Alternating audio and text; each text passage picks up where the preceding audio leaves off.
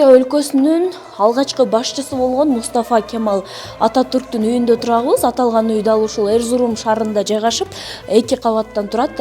Бул жерге атайын ушундай Мустафа Кемал Ататүрктүн отурган орундары, жумуш орундары, дал ушундай жыйындарды өткөрүп жаткан кездери тең баары ушундай камтылган.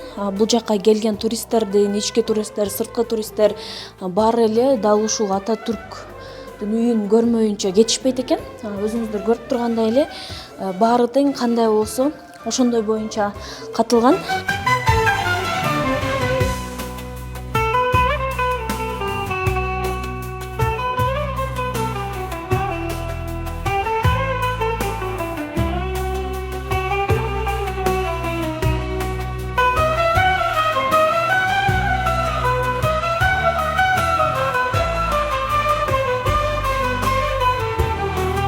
Ал эми Мустафа Кемал Ататүрктүн атында учуучу аба каттамдары, андан сырткары бир эле Түркиянын ичинде эмес, дүйнө жүзүндө дагы дал ушундай Ататүрктүн ысымына ысымы ыйгарылган окуу жайлар бар.